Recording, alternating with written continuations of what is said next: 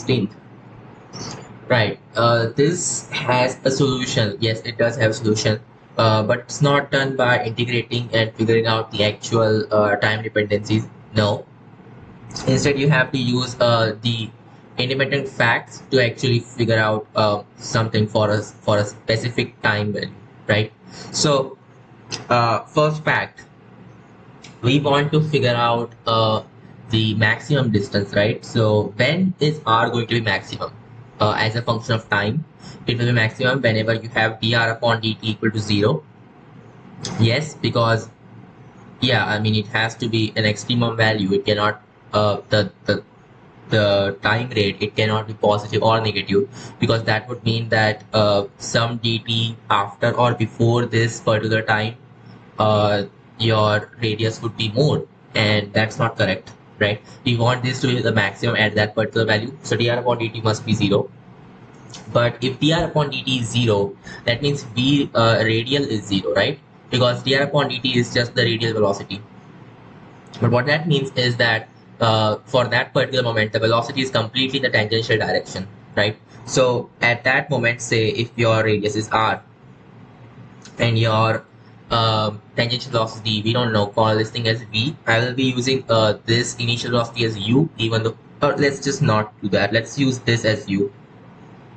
So r times u, that will be the angular momentum. And we know that angular momentum consideration works because the force is completely towards the radial direction. It has no tangential component. So for this m guy, yes, so our system is just this m going around this point O. Yes. So about O, the angular momentum of L, yeah, the torque on M about O, that should be 0, because the force is completely in the radial direction. Yes. So there we go. So R times U, that's going to be, it should m dr and everything, but in the end it's going to be the radius times perpendicular velocity.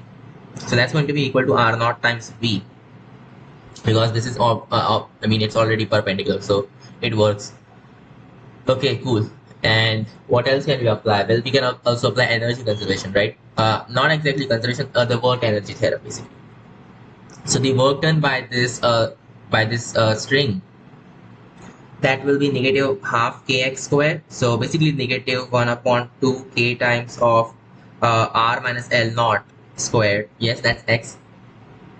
And that's going to be equal to half mu squared, so the final kinetic energy, minus the initial kinetic energy, so minus half mv squared.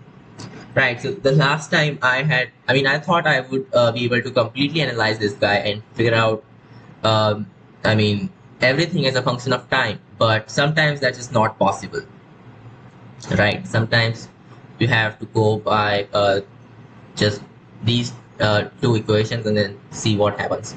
Fine. So in elliptical orbits as well, it was not so easy to actually figure out the time dependency of the eccentric angle or anything. Yes, but it was easy to figure out the angular momentum and, you know, velocities at specific points and things like that. So sometimes, yeah, sometimes you have to take this path of not figuring out everything, but still answering the question somehow. Okay. But I wish I could do this. I could actually figure out the functions, but whatever, let's do it. So this is one equation. You got this other equation, which we can write this as well, v squared minus u squared is equal to k times of r minus L naught squared. Yes. Okay, cool. We know what r naught is and what v is. We don't know what r is and what u is, but you got these two equations, so you should be able to figure out everything, right? Well, I think that should be doable. Yeah, right. Now what do we do? I mean, we can do r is equal to r naught v upon u or something like that. First of all, let's just start putting these values in there and let's see what we get. Or maybe not. Maybe that should be left for the last moment. Oh, it's got to be k upon n. Sorry. Yes. Or let's just say, okay, r minus L naught, that's equal to x.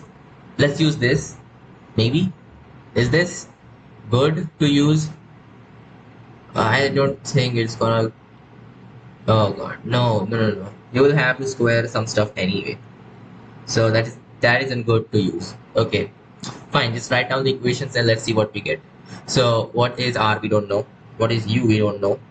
That's equal to R naught V. So R naught V is so this OP initially is 400 millimeter, and that times the velocity. Which did they give us the velocity? Oh, so they didn't give us the velocity. Huh. Wait, what? So velocity is not.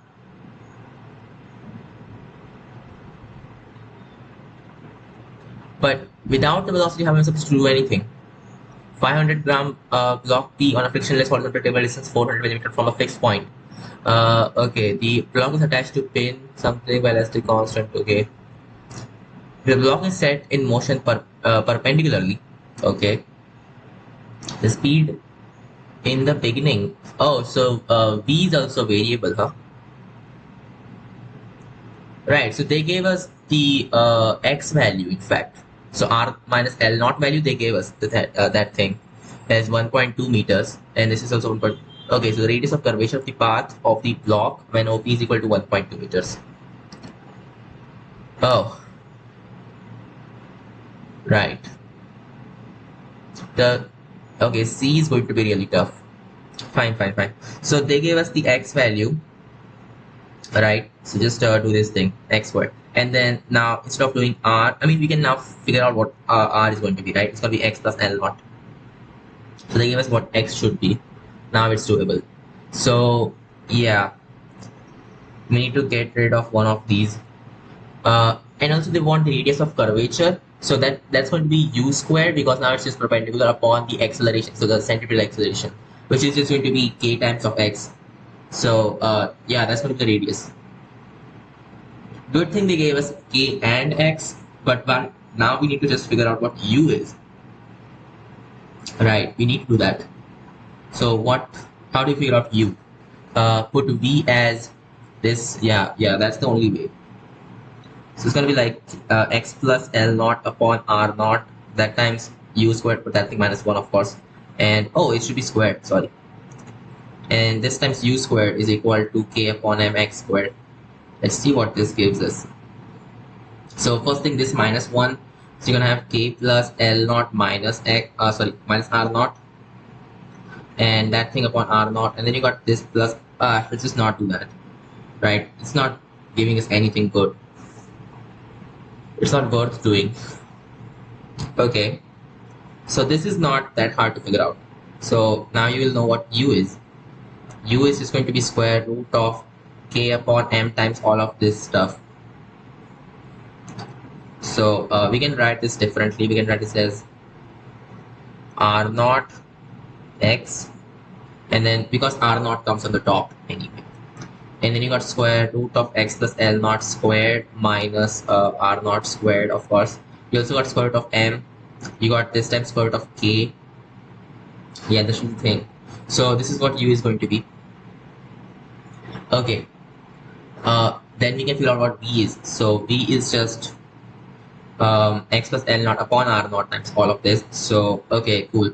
U is, just write down in more readable format, X R naught square root of K upon M times of X plus L naught squared minus R naught squared. Okay, now that we know this, and also let's just figure out what V is going to be actually. So V will be R naught upon all of that stuff, right? It's gonna be, sorry, okay, this upon R. I get it. So this is going to be X times of X plus L naught square root of K upon M times of X plus L naught squared minus R naught squared. Yes, that should do it. So now that we know this, right, let's do it. Okay, so first they want to figure out the speed of the in the beginning, that's the V value for which you have X equal to 1.2, right? Just put things into here and calculate. Then they want the speed when OP is equal to 1.2 meters. That's going to be U, and the speed of curvature of the path of block when OP is equal to 1.2. That's going to be U squared upon the acceleration, which is just U squared upon kx, right? So that will just be capital R is equal to, so this guy squared, and then that upon kx, that k cancels, and then this x thing, right? One of these will cancel. So it's got R naught squared x upon m times of x plus L naught squared minus R naught squared. Yes, that should do it. Understandable? Okay, cool. Now let's do it then. Let's figure out what these values must be. I'll minimize this thing.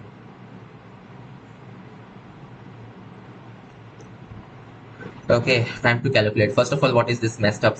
Yeah, I mean k upon just do it. What's k? K is going to be 100 liters per meter upon, so mass is 500 gram. It's going to be 0.5 kg. So 1 upon 2. Then you got x plus L naught squared minus R naught squared. So x is 1.2 meters, and yes, that is 1.2. Okay, plus L naught is, so the total length of this ring, I mean undeformed length, that's going to be 900 millimeter. What RUC is in millimeters, so that's like 0.9 meters. Okay, 0.9, and that thing squared, and then minus R naught squared. So R naught is 0.4. Right, let's figure this out. It's going to be 200 upon 2.1 squared minus 0.4 squared, I think. Yeah, so what's 2.1 squared? It's going to be 400, and then you got 14 plus, so like 441. Yeah, I guess. Right, 20 squared, then you got 20 times 2 is 40, that times 1 is 40 once again, and then 1 squared, so 441, but then actually it's supposed to be 4.41, and minus 0.4 squared is going to be, yeah, 0.16, of course. So this will just be so what, like 11 minus 6 is going to be 5, and 3 minus 1 is 2, and you just got 4, so 4.25. That's what this value is. So just multiply by 4 on both sides. It's going to be 800 upon, look, okay, 1 carried on, and then you got 16, 17. 800 upon 17. Not a very good value to put in a square root, but, well, what can we even do? That's what it is. Okay, fine. This whole thing is just 800 upon 17. Not good. Okay, fine. Now what do we do? So you got this value, gonna put that in there. It's, yeah, I mean the square root of this thing is going to be like 10 square root of 8 upon 17, or you could say, okay, 20 square root of 2 upon 17. Right. Next, what we need is this x times R naught and x times x plus L naught. So x was 100, right? Okay, sorry, x, not k. Oh yeah, 1.2 meters, right? Oh no, okay, I messed up everything. Sorry. It's the distance from O to P, not the x value. Okay, this is just really wrong. Go back. Yeah, it's not supposed to be like this. It's supposed to be just 1.2 squared, not 1.2 plus 0.9. The distance itself is 1.2 squared, right? Not like this. Yeah. Okay, think about it. It is supposed to be half kx squared. So it, yeah, I mean that is the work done, of course. And x is of course just r minus L naught. So our equations were correct. No problem with that. So then x plus L naught, that is really just r. It's going to be r squared minus r naught squared. Yes, that's how it's going to be. So putting that in there. Oh yeah, this is going to be some really bad thing. Of course, it's got to be like this. Yes. Okay, so it's going to be r squared minus r naught squared, which is R is just 1.2, so 1.2 squared, and that minus 0.4 squared. So take that 0.4 squared out. It's going to be 100 upon, we got 1 upon 2, and then you got 0.16, and then this is going to be 3 squared minus 1. It's going to be 8. Yes.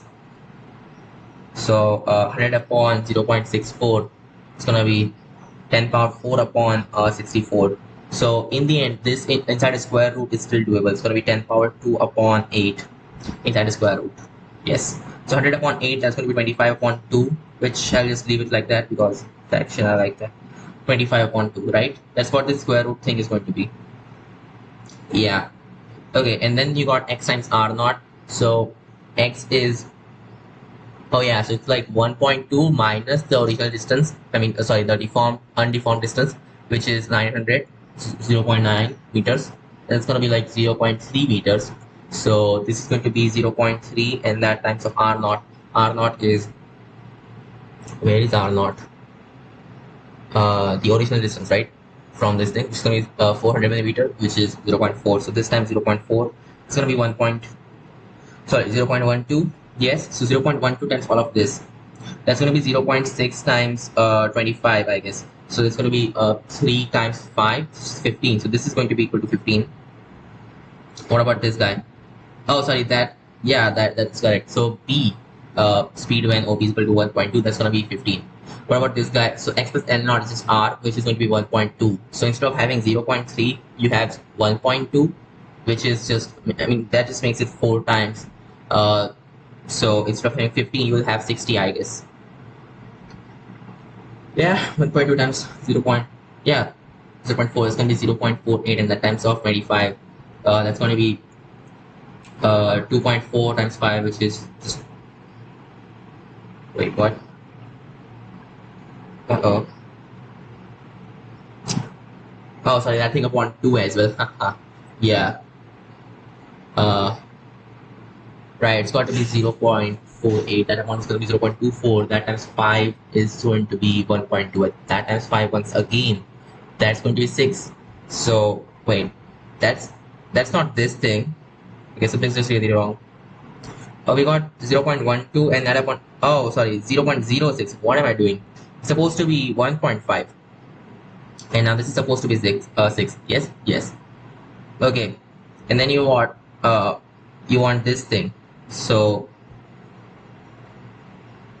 let's write down better.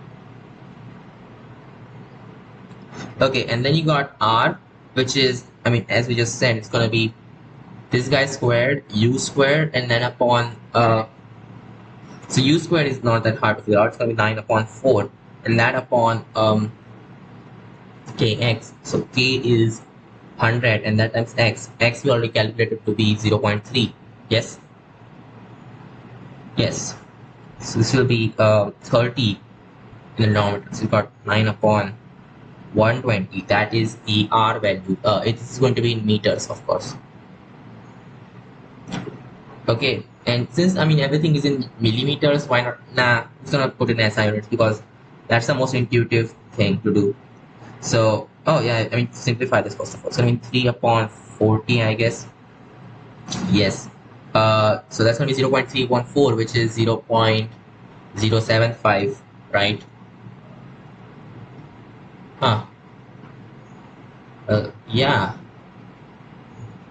Yes, that's for sure. 0.075. These many meters. Okay, cool. Then you got, so these many meters. This is going to be meter per second. This is going to be meter per second. So this is actually just equal to 75 millimeter, but whatever. Okay. Let's go to 17. So you notice that this radius is actually much lower than the actual radius this guy is going with. Why is that? So uh, yeah, I mean, the thing is, this guy's acceleration is at its peak value, right? And the radius isn't actually gonna change all that much, right? So the final radius 1.2 meter, it stays almost like that. The thing is, I mean, yeah, so 1.2 is this maximum thing, and then you got 0.9 as the other one. Yes. Okay, so after this is gonna go into some kind of oscillation thing, but let's not think about that. right? So it's at the acceleration is at the peak value, of course, and the radius is actually also at, oh, the velocity. Sorry, radius is not even involved. We wanna use velocity. So because the energy stored in this string is also very large, the velocity is like really small. So v squared upon r, that turns out to be big. Yeah, that makes sense. 17. A bar of length L and mass m has a frictionless pivot through its midpoint. There is an additional point of mass 2m on the right end of the bar and an additional point mass m on the left end of the bar. Okay, cool. The bar is held in horizontal position by a vertical cord attached to L upon 4 from the left end as shown. The additional mass m and 2m remain fixed on the rod. So it's in horizontal. Okay, so it's equilibrium. Fine. The final tension in the cord, the force at the pivot point exerts on the bar. Oh yeah. Okay. If the cord is cut, what is the angular acceleration of the bar immediately after the cord is cut? And fine. I mean, C is actually the easiest thing to do. Right. So just first of all, need to figure out what a torque is. Um, this thing is what? Okay, that's L upon 4 here, huh? Huh. Weird. Anyway, so this is L upon 4 from here. Wait, and these masses are what at the endpoints, right? We don't know the dimensions, do we? No, we don't know the dimensions. So we'll have to assume these are like point masses. Oh, these are point masses. Sorry, that's given in the question. Right, then this makes perfect sense to me. If these were not point masses, the torque produced would be, I mean, yeah, that would be a different thing altogether. The normal forces on this guy, well, not to say these are going to be different. In equilibrium, they must be the same. But then when it's not in equilibrium, I don't know what to do. Okay, so since these are just point masses, we can do it. So you got 2m times L upon 2. That times G. Yes, that is the torque. And so the total torque is just going to be mg, because 2m over here and m over here. So 2m minus m is going to be m. mg, and then you got L upon 2 as the torque. That upon the inertia, so about this central point, which is just ml squared upon, it's a different mass now. It's going to be capital M because it's the mass of the rod. I know it's the same thing as small m. Just do it. Let's not worry about, because it's a special case of everything. It's not very generalized. So let's just put m in there because it's the same mass. It's ml squared upon 3. That's going to be the angular acceleration, right? Yeah. So this part, C part is now done. No problem. And this is going to be what? So mm cancels, we get 3g upon 2l, right? So that's going to be C. Okay, so equal to angular acceleration. Also, this torque must be balanced by this torque. So you just got mgl upon 2 is equal to whatever tension was there. That's going to be thing, and then that times L upon 4 from the center, right? This was easy. So the tension is just 2 mg, no problem. Okay, so there we go. So C angular acceleration is going to be 3g upon, it's C, right? Or what is it? Yeah, it's C. Also A, the tension, it's going to be 2 mg. All right, cool. What's B? Force at pivot point exerts on the bar. I mean, okay, you got so these masses are in equilibrium as well. So you got mg upward, put on this guy. So mg in the downward direction, put on this guy. So this bars free body diagram would be like this. You got mg here, you got 2 mg here, and then you got sorry, it should be like this. Tension is putting in that direction, right? Yes. Yeah, and then you just got tension, which is now 2 mg as well, right? And then finally you have this pivot force. There's no horizontal force because it's not necessary here, right? Everything is just in vertical direction. So F is going to be equal to 5 mg. Cool. So now we can do it. So B is going to be 5 mg. Okay, then D is when the bar has rotated through 90 degree and is vertical. What is the linear velocity of the mass to m? So after the cord is cut, I think. Okay, when the bar is rotated through 90 degree and is vertical, what is the linear velocity of mass to m? Oh, so these point masses, what did you say? Remain fixed on the rod. Oh, this is a different. Yeah. Okay. So if this level is the zero level, then it goes down. So its potential energy decreased by what? 2 mg. And then this guy's potential energy increased. So mg. In the end, the work done by gravity on this whole system is going to be mg. And that's going to be equal to half I omega squared. So the total inertia, right? It's going to be half inertia of this rod is just going to be ml squared upon 3 plus the inertia of these guys. It's going to be 3 ml squared. And that times omega squared. So instead of writing omega, I'm just going to write, I don't know, v upon l upon 2. That thing was like 2v upon l small l squared. And now this cancels. Cool. This is going to be equal to, let's see, half m. And then you got 1/3 plus 3, I guess. So that's going to be 10 upon 3. And then that times of 4v squared was squared, right? 4v squared. Yes, that's what it is. Okay. M cancels. This is going to be 2, so 20 upon 3 v squared, and that's equal to g. So v is equal to square root of 3g upon 20, which is square root of 3g upon 5, and then you got 1 upon 2. Yes, 1 upon 2 square root of 3g upon 5. That is d.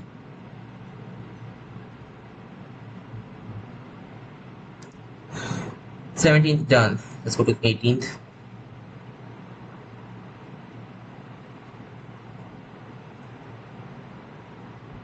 A uniform rod of length L is kept as shown in the figure. H is a horizontal smooth surface and W is a vertical smooth wall. Okay, the rod is released from this position. Find the angular acceleration of the rod just after the release. So these are smooth surfaces, huh? There's no friction or anything. There is this normal force, yes. And we want the angular acceleration of the rod just after release. About what point? Okay, so like about the center of mass, of course. And yeah, I mean about any point on this rod, it's going to be the same angular acceleration, so whatever. Yes. Okay. So there's this force, and then you got this force here. Oof. What constraint do we have? This guy's acceleration and this guy's. Oh yeah. This is complicated, isn't it? Uniform amount of length L. Right. I mean, you have to use that this guy's length is fixed. So its center of mass. Okay, this theta and the position of center of mass is very much linked to each other. That's what we can say. So say this point is, I don't know, it's like, okay, let's do some coordinate geometry. If this distance is going to be x, so this is the positive x-axis, so like this is going to be x comma 0 or something, or x naught comma 0 or whatever, right? This angle is theta. This whole length is going to be L, right? Yes, so this is going to be equal to this point, so x naught plus L upon 2 cosine theta, and then L upon 2 sine theta. So that's the derivative of this this point, right? Time derivative is going to be the velocity of center of mass, of course, right? And that's dependent on this changing x naught, of course. Yeah. Oof. Maybe you could do it some other way. Hey, why even think about center of mass? You don't even need the center of mass, sorry. Yeah, don't think about it. Okay, what about this guy? So it's x coordinate always has to be 0, right? It's gonna be 0 comma y naught or something. Like this is x, this is y. So of course, I mean this angle is just theta, so tan theta is equal to oh come on, why even do it that way? Right. think about it. Okay, okay, let's not do that. Let's just figure out first of all what the coordinates must be uh, from these two pieces of information. So it's going to be x naught, and then you got minus, because this is the positive x direction, right? Minus L cosine theta, and then you got L sine theta. So we know that this has to be 0, and that, okay, that is good. What that means is x naught is equal to L cosine theta. So taking a derivative, you will just get, so let's use just x, not x naught. So yeah, the velocity, that is this guy's velocity in this direction, that's going to be equal to negative L sine theta d theta upon dt. So that's going to be omega. Yes, so cool. And then we can differentiate once again to get the acceleration. That's what we want, right? The angular acceleration. So, so just after release. Wait. If you just want that, then hey, oh yeah, I know it's linked to it somehow, but so not easy to do. In the end, you will need what the center of mass is doing to actually figure out anything, because the forces, yeah, you will have to apply it to the center of mass. Ah, what is this? Not just produce. You got some normal force right there. You got this normal force right there, or whatever. Uh, yeah, you just have to look for the center of mass. You can't go doing this for just this point. It won't do it. But who told you that you have to use the position of center of mass as the absolute thing? No, you could use this point and then figure out center of mass from here. So the center of mass, this will just be x minus L upon 2 cosine theta and then L sine theta. So taking the double derivative, right? You have to take a double derivative, right? It has to be like that. What else could be there? Oh, this is not good. Come on, think about something else. This won't work like that. Okay, what? Oh, come on. Think. I mean, I really want to use complex numbers at this point, but I don't think that will be the best thing to do. Or will it be? This restriction, that extra, yeah, I mean that this thing just makes everything so okay. Instead of doing this, we'll just say x upon 2. Okay. And for this guy, like the y coordinate is just L sine theta. Why don't we just write everything using theta, huh? Yeah, why even care about writing yeah, why not write everything using theta itself? So you know that x naught has to be L cosine theta. Just put that everywhere. Yeah, of course. Why even do it like this? Just use theta right away. This whole thing is L. You know this distance has, yeah, of course. This has to be L cosine theta comma 0. Yes, and this has to be 0 comma L sine theta. Perfect. This will just be the mean of these, which is just L upon 2 cosine theta comma sine theta. Right. And now what? Now we'll just take the second derivative of this quantity, and yeah, we'll see what the forces on this guy is and what's happening. Of course, I mean, you can do the torque equation and everything, but you also have to do the force equations to actually figure out anything, right? Because it's gonna be, yeah, two things happening here, and that's how it's going to be.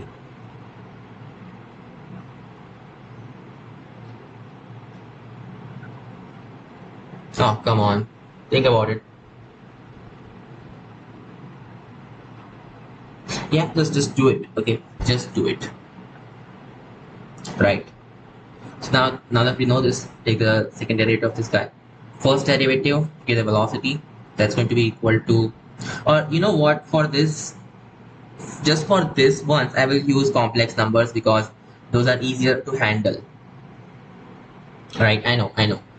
You guys don't like, you don't like this, but we'll have to use this for this once. Yeah, of course.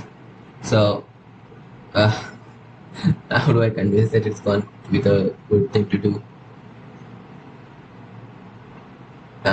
Fine.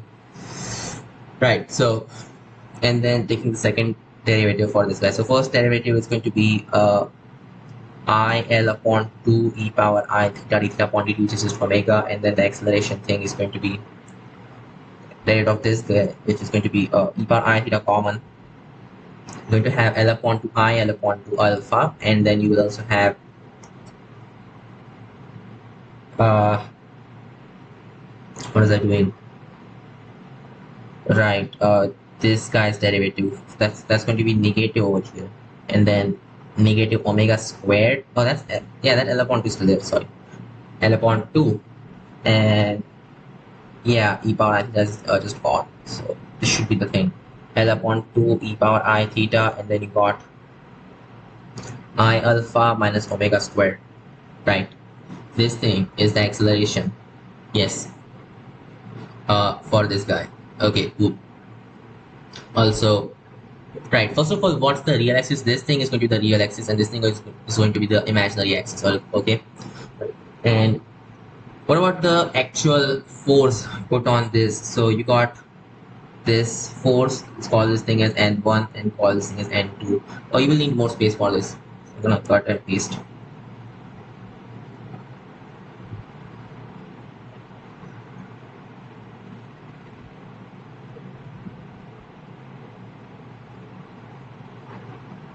Okay. So now you got acceleration and you got N1 over here, N2 over here. The thing is N1 upon M. Wait. Why even do that? Yeah, well, why even do that? Just figure out the real part and the imaginary part of this thing, and then that will give us the, yeah, that will give us the whole thing. Why even do this? Because this enables you to figure out angular acceleration. Yeah, that's why. I mean, you could write it just like that. You will have to solve N1 and M. Oh yeah. Oh, that's going to be not good. You will have to figure that out. It's omega squared or something. But omega is just d theta upon dt squared. And then, yeah, I mean, in this case, we are assuming that theta is increasing, but actually it's going to decrease, but whatever. Just make alpha to be negative. So once you've done force analysis, then the next step will be to do the torque analysis, right? Yeah. Okay. And how would we do that? So you will have this normal force, and then it's gonna take the components and everything. Yeah. This is so right. That will form another equation, and once you get that, what after that? Right, it will be two equations in so either you could have alpha and omega squared as variables, that could work, or it'd be like n1 and n2 as variables. What if you solve for n1 and n2? So you will get n1 as a function of theta completely, you will get n2 as a function of theta. What after that? Right, we got nothing in fact. I mean, you did the whole thing, you did the torque equation and everything. Okay, cool. Oh, there's gravity. There's gravity acting on this thing. That's also important. Right. So that's where that will come. Okay. It's understandable now. Fine. Gravity will not show itself in the torque equation. Right. So once you got the thing, got normal force, and just hope something good happens. Right. Let's see. Should we just write the real parts and stuff? Maybe. Uh, Yeah, just write it like this. So n1 upon m, that's going to be the real along the real axis, and then you got plus iota n2 upon m. So because that's along the other axis. Oh, and you also got mg, so it should be n2 minus, so n2 upon m minus g. And instead of using n1 upon m and all that, yeah, I'll just yeah, deal with it, n2 upon m. This minus g. This is going to be whatever this quantity is. Yes. Okay, so this is doable. And also the torque equation tells us that uh, so you want to do this about center of mass. You'll have L upon 2 right here. So you got N1 in this direction. This angle is theta. So N1 sine theta, right? And that times of uh, L upon 2, I guess. Yeah, that's the torque. This is going in the clockwise direction. Okay, clockwise is good, right? That's going to increase theta, of course. So sorry, anti-clockwise. Yeah, anti-clockwise is good because that will increase theta.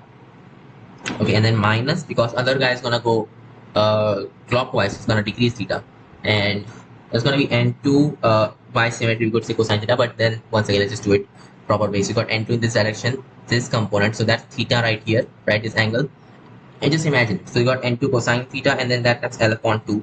This is the total torque. That upon the inertia or center of mass, which is going to be ml squared upon 12. Right, this thing is going to be our angular acceleration. Cool. So this is n1 upon m times think about it, sine theta right there. You got L upon 2. So it cancels. So it's going to be L upon 6. So n1 upon m times sine theta minus n2 upon m times cosine theta is equal to ml upon 6 times alpha. Sorry, that m is just gone. So it's going to be L upon 6 alpha. Okay, so you got, so this actually is not one equation, it's two equations, right? So n1 is a function of alpha, n2 is a function of alpha, sorry, is a function of theta. Once you do that, just put all of that in here and we'll get a good equation. So basically a differential equation in alpha and yeah. That makes sense, doesn't it? Right, right, it does actually. Cool. So we know that omega right now is just 0, and you can just use that fact to get some stuff done, right? So because yeah, I mean, don't even think about writing down a differential equation, just write down the solution by itself. I'm going to do it in proper detail after I'm done with this video, right? So just for this once, I'm gonna use the initial conditions and say, okay, omega squared is 0 with omega is 0. So then it just becomes this thing, right? So all you're saying is like, okay, acceleration is just L upon 2 I alpha times e power I theta. That's going to be like negative sine theta in the x coordinate and then cosine theta in the y coordinate. So what that means is n1 upon m is equal to L upon 2 alpha, of course, but you got to be, okay, negative L upon 2 alpha, and then you got sine of theta, and then n2 upon m is going to be L upon 2 alpha and then cosine of theta, right? Yes. Now just put that, oh, plus g, yes. Now put that in here. So this will just tell us again negative L upon 2 alpha sine squared theta, and then you got minus n upon 2 upon m, which is like this thing, and then that's cosine theta is like minus L upon 2 alpha cosine squared theta, and then minus g cosine theta is equal to L upon 6 alpha.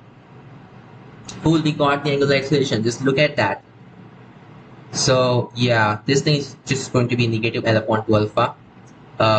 So it just becomes negative g cosine alpha is equal to L upon 6 L upon 6 alpha plus L upon 2 alpha. So that will be 4 upon 6 L alpha, which is 2 upon 3 L alpha.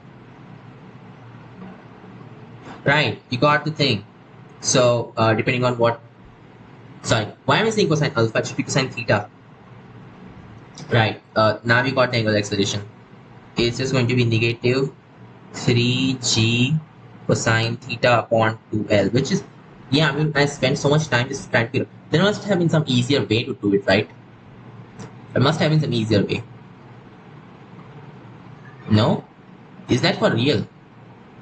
Oof. Well, if that's what it is, so now we know the angular acceleration. So it's just gonna be d squared theta upon d squared, dt squared, right? Right. And as seen from here, we can see that theta is going to decrease, and that's why your angular acceleration is also just negative, and it's gonna decrease at an increasing rate. That's why it's negative. So there we go. Alpha is equal to negative 3g cosine theta upon 2l. And of course, this is just equal to d square theta upon dt squared. Right. Okay, let's go to 19th. A uniform thin rod with mass m is equal to 0.6 kg and a length of 0.3 meters stands on the edge of a frictionless table as shown in the figure. So it's a thin rod of mass something, length something, stands on the edge of a frictionless table. The rod is struck with a horizontal impulse blow, okay, something at a point, okay, above the tabletop, driving the rod directly off the table, okay, remind it. So it's a what? It's a frictionless table. Okay, cool. So there's no friction. Fine, fine, fine, fine. Determine the orientation of the rod and the position of its center of mass after 1 second, directly off the table. Okay, cool. So we'll assume there was no force um, put on by this. I mean, no impulsive force put on by the table. Yes. So determine the orientation of the rod and the position of its center of mass 1 second after the blow is struck. The center of mass thing is easy to do because it's just, yeah. But the orientation of rod, for that you will actually need to figure out what omega is. It's not that hard, is it? No, it's not that hard. Yeah, so just figure out the omega about center of mass. It's got 0.3 here, it's gonna be 0.15 meter in this case. Wait, why is this 0.2 meters? Oh, okay, so it's some distance away, and that's why. Yes, so 0.2 minus 0.15, that's going to be 0.05 meters. So 6 times 0.05, that's going to be 0.6 times 0.5, which is just 0.3. So yes, 0.3. Um, Right, 0.3 Newton second times meter. That's the angular momentum that was imparted on this thing. So angular momentum is just going to be equal to 0.3, which is equal to the inertia about the center of mass, which is ml squared upon 12. Yes, and all of that times omega. Now, m, did they give us what m is? Yes. So mass is 0.6. L squared. L was just 0.3, so it's going to be 0.09. And all of that upon 12. That's omega. So that's just going to be, look at this, it's going to be 0.1. So yeah, like 9 times 10 power negative 3, and that upon 2 basically. Omega. And it's just equal to 3 times 10 power negative 1. So first of all, this cancels. Just get 3 over here. It's going to be 10 power negative 2 right here. So omega is going to be 2 times 10 power 2. So 200 radians per second. That's our omega. Right. So after what time? 1 second. So 200 radians. It would have gone by 200 Wow, that's fast. Isn't that right? So 200 radians is a lot, by the way. But how do we get the orientation then? Because it's such a big number. Is this correct? Is that supposed to be like this? 0.6 kgs length is just 0.6 like that. The guy's squared. Oh, wait. I think, yeah. Just do it like this. So j times x is equal to, right. Just do it in the general form. So omega is just going to be, all right. It's got to be like that, of course. Well, j, and then you got x upon ml squared, so ml, so 12j upon ml, but then you got x upon l. So x upon l is I mean, the thing is like it's 1.5 over here. So it's going to, I mean, sorry, 0.15. That just means it's like 0.05 away. So 0.05 that upon the length, that's just 1 upon 6. So it's going to be 1. Like this whole quantity is just going to be 1. So it's just 12 upon ml, right? So 12 upon the mass also is really small. So it's got 0.6. And then you got length, which is also just, I mean, yeah, is 0.3. And which is just 1200 upon 6 times 3 is 18. It's gonna be like 200 upon, this is not expected. Why did you have this thing over here? It's supposed to be, something went wrong. Oh, there's this 3. Why did I forget about that? It's supposed to be 200 upon 3. Right. Still, very big number. Right. So a whole, I mean, the full circle is 2 pi radians, which is something like 6.28 something. So in comparison with that, this thing is so huge. It's a 2-digit number. Okay. I mean, fine, I guess. So it makes this angle with the vertical. Yeah, it makes no sense. Uh, fine. Let's just try it out. So these many radians, huh? So 200. Yeah, 200 upon 3 radians, which is something like so 666. Yeah, 6.67 something. So 6.6 recurring there. Those many radians. What times 2 pi is less than that? Like 2n pi less than 200 upon 3 and is less than. So n should be the, in I guess, like the floor function. So the biggest n such that this happens. So n is just the floor function of 100 upon 3 pi n is. Yes. So that's going to be 100 upon 3 times of 3. I know 3.14 is just a really bad approximation for this particular case. Because, I mean, look at this. Such a big number. You would need more than that, right? 22.7, it's a good approximation, yes, but in the end, it's also just an approximation. It won't work with that accuracy. So 3 point, let's think about it. In what accuracy do we want?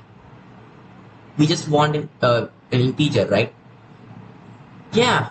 So if we just want an integer, we want, let's say, so this in the end is going to be like 100 upon 6, and then you got about 100 upon 6 or something, yes. Which is something like 14 something, yes. So it's going to be a 2-digit number. So we want to the accuracy of 3 significant figures, and why do all that? But still, think on it. We got 3 significant figures.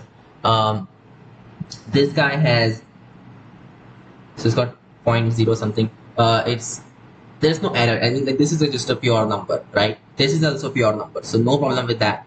Pi is, so that will produce error for us. And since we want to 3 significant figures, right? What we should have is 3 significant figures over here. So 3.14, not good, I guess, because actually no, I mean like 3.14, and you know the next number is going to be 1. So that's actually better yeah, that is a really good approximation. And what about 22.7? It's also good enough approximation because it's like 3.141 something, right? No, 22.7 is not just 3.14 1 something. No, it's 3.1428 something. That was a thing. I don't remember what it was. Let's just go with 3.1415. I know. Just say 3.14 times 2 or 1 or something like that. So that's the uncertain digit. Let's go with 1.5. I don't know. Looks good. Looks better, I guess. Right. So now we have to calculate this. Right. 100 upon 9.4245. So we thought that 14 would work, right? Okay, think about it. So this times 10, that's going to be 94.245. So this times, okay, 4. That's going to be 3, 6 something. Oh, that won't work. 14 is just too big. So 1, 1 is also like too big. What about, oh, hey, wait, what? Oh, sorry. I thought it was 2 pi, not 3 pi. Okay, 3 pi would be different. It would be 9 point something. So that's, wow, it's like 11 point something. Okay, okay, that makes sense. In this particular, it's even smaller than that. So yeah, it's just 10 and then 11 never comes. This is going to be 10 point something right here. Yeah, so the greatest integer function of this thing is going to be 10. So what do? Just do 200 upon 3 minus 20 pi radians, right? We reduce that. So this is the angle that it makes. Now this is going in clockwise directions. That's the angle it makes with the vertical, right? Yeah, this upper thing, right? And is this bigger than pi or less than pi? Ah, why is this so complicated?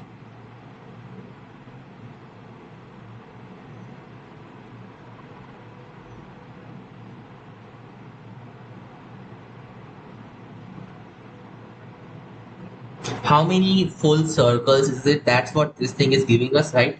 100 upon 9.42, whatever. Yes. So it's first of all, it's 10 full circles. Cool.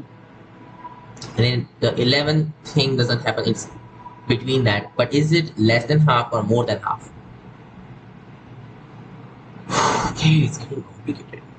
I wish I could. I wish I had labeled these things, but it's not. So, oh god, we got to think about it. Right, the remaining stuff. So 94 point all that. Okay, 100 minus that guy. It's going to be 6 and then 6 minus all that stuff. It's going to be 5.5 and then you got 9, 7 and then 5 right there. And that upon this quantity is 9.4245. That will be a fraction of a full circle. And this thing is, yeah, I mean, it's more than 0.5. So it's more than more than a half circle. And that means, okay, this guy, okay, first it does 10 circles and then it does this. Yes, it does pi radians, but then something more than that. And yeah, that means it's going to be like this. This is the end that was first the upper end, and this is the lower end. Yes. Now these are switched and everything, but when we say the orientation, we got to make this angle, right? Yes. Yeah, because like they didn't label these angles, so you have to go like that. So instead of this, you will have to do minus 21 pi. That will be what this angle is. Finally, we got it. So position of center of mass is just a piece of cake. This thing though, it's not. Okay. So orientation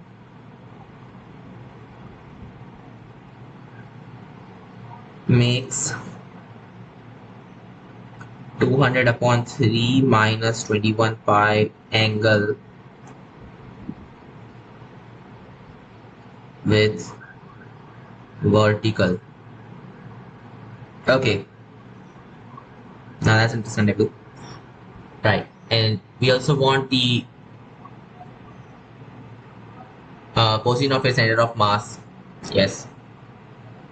So x center of mass at 1 second. That's going to be what?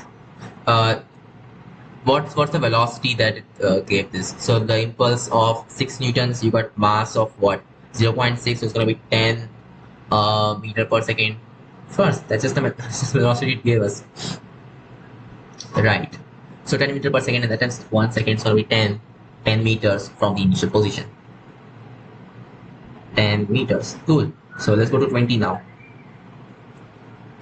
Sphere A and mass m and radius r rolls without slipping with velocity v1 on horizontal plane. It's squarely an identical sphere B which is at rest. Determined by UK, the coefficient of kinetic friction between the sphere and the plane, neglecting friction between the spheres and assuming perfectly elastic impact. Right. So there's no friction, huh? Wait. If that's a condition, wow, that is different. Much different than what I expected this to be. Because there's no friction, I mean, how is this sphere B going to go into rotation? We don't know. It was the friction. Friction is what's making it rotate, but then friction is limited to some certain value. So it's not impulsive, I guess. You need to put all of that angular velocity to it in a very small amount of time. Friction itself, it cannot do it, okay? Friction cannot do it, right? If there was, I mean, even if, how do I say what I want to? So the thing is, the normal force while these are interacting, okay, that normal reaction between them is very high, but the normal reaction between this B and the ground is not high. So the friction between ground and B is also not high. Only the friction between A and B can make an impulsive that can make an impulse, yes, and give it angular momentum suddenly. But the ground friction, it cannot. That's a problematic thing, right? So what you're seeing is that this will just collide with it. Translationally, whatever happens, that will happen. But then this will keep on rotating. Oh, that's not good. Now, this assumption that friction over here between the surfaces is not considerable, right? That I understand what's going on, but it feels very unrealistic, doesn't it?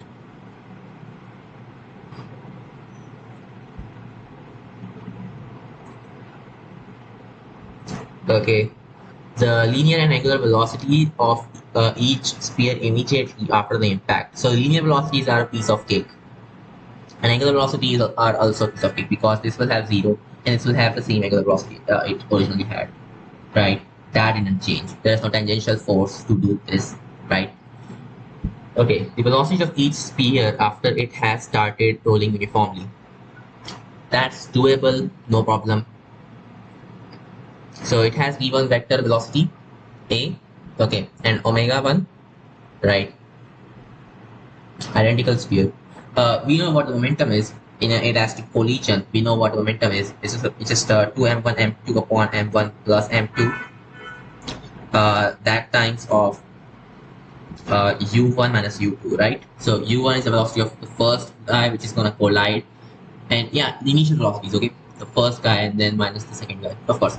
That's the momentum. In this particular case, m1 m2 are the same, so it's gonna be 1. Just, I mean, this whole thing is gonna be 1 times m. So mass m, u1 minus u2. So that's the momentum. This upon m is the velocity imparted on b. Yes. So velocity given to b is going to be this thing, and the opposite of that will be given to a. So it originally is moving with v1. Okay, so this is v1. U2 is in this case 0, and u1 is just v1. So v1 is completely imparted on this guy, and then minus v1 is imparted on a. So v1 minus v1 is just 0. So a stops, and b starts moving with v1. Okay, understandable. Right, so A is easy.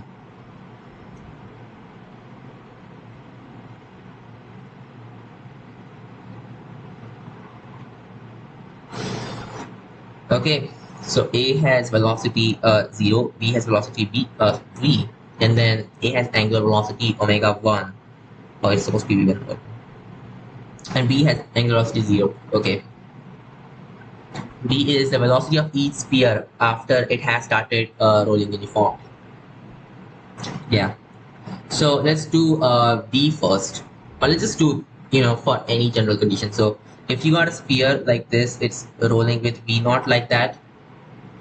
Yes. Sorry, it's going with V naught. And then it has angular velocity, I don't know, omega naught, like here.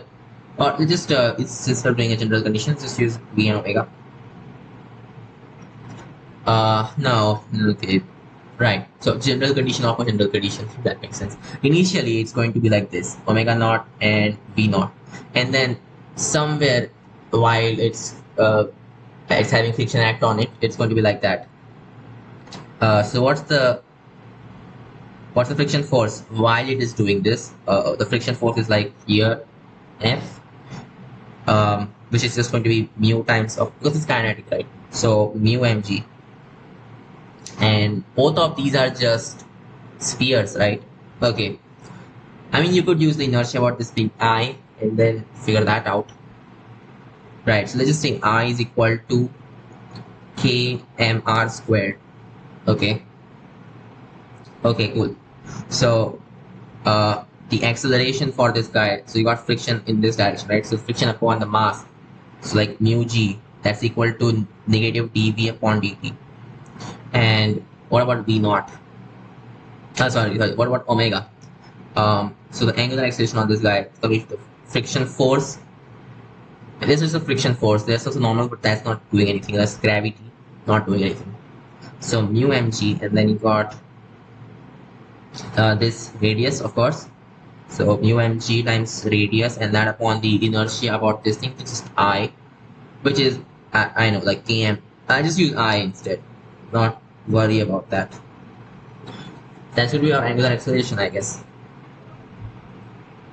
That should work, yes. So that's just equal to d omega upon dt. So now you know what to do. Just divide these equations, right? Which just tells us like I upon what is that doing? Divide these. So I upon m times r, right? That would be, so this upon that's going to be negative dv upon d omega. What that means is like, okay, the delta v thing, so negative delta v is equal to I upon mr times delta omega. Yeah. Yeah, cool. So, or more like delta v is equal to negative I upon mr delta omega. So, if after some time t, what happens is that it goes from omega naught to now being omega, right? So, what's the delta omega through it? Omega minus omega naught. So, the delta v for this guy is going to be negative I upon mr omega minus omega naught. So, its final velocity will just be v naught minus I upon mr and then omega minus omega naught, right? What we want is that this quantity should be equal to r times omega. Yes, and that will be pure rolling. So from this you can figure out the velocity of each sphere, or angular velocity of each sphere when they will start rotating, of course.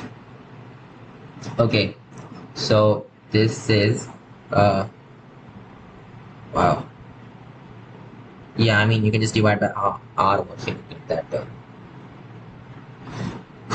You will figure out what omega is through it, right? I mean, let's just put this equation at, okay, no, solve this. R plus I upon mr times omega is equal to v naught plus I upon mr times omega naught. So omega is just this thing upon that, right? It's gonna be what? Mr squared, no, sorry, mr v naught plus I omega 1 upon, isn't it crazy that this mu g and all that stuff just somehow cancels away, right? Right. I mean, if they asked at what time will this happen, that would have been a more interesting question, because yeah, like this is easier to do. All of this is easier to do. Actually, no. If that would also have been pretty much the same thing, because now you have this thing. It's this thing is a constant, so you just know what the velocity is. It will be easy to do, right? And there's no fun doing that. Okay, mr v naught plus I omega naught. Oh, sorry, omega naught. Yes. Look at this equation, of course. Upon mr squared plus I. This is our angular velocity. And then v is just r times that. So omega here was a clockwise and velocity is in this direction. Okay, cool. So the velocity of the center of mass, right? That will just be r times this guy. So it's gonna be r times mr squared v naught plus I omega naught times, yeah, sorry, it's gonna be mr v naught, just like that. Oops. And then upon mr squared plus I. Right. Now for this particular, let me just put that here. Put both of these formula, right? Both of these things in our answer. Because this is important, I guess. Yeah.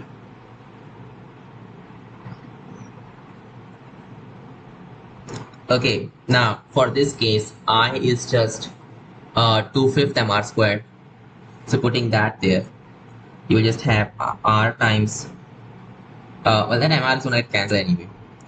So it's gonna be v naught plus 2/5 r times omega naught upon, it's like mr get cancelled, r plus 2/5 r. Yes.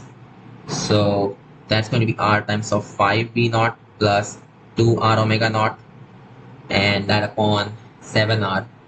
Oh, that cancels. Cool. So that's a velocity.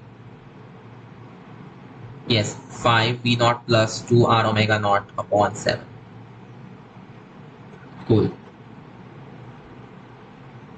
Now let's use this to figure out what, yeah, that's the velocity, right? The final velocity.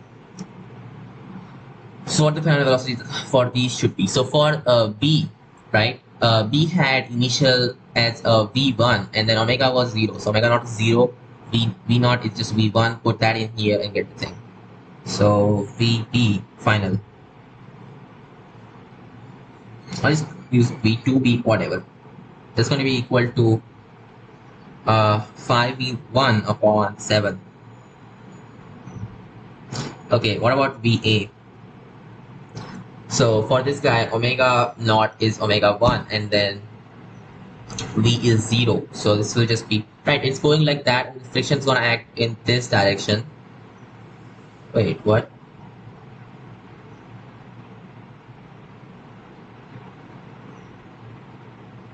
Oh, wait.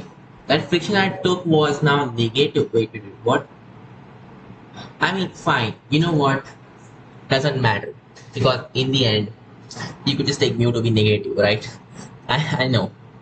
It cancels out, and then I should have technically took it to be in this direction for A and this direction for B and whatever. But hey, it's how it is. It cancels up anyway. What about VA?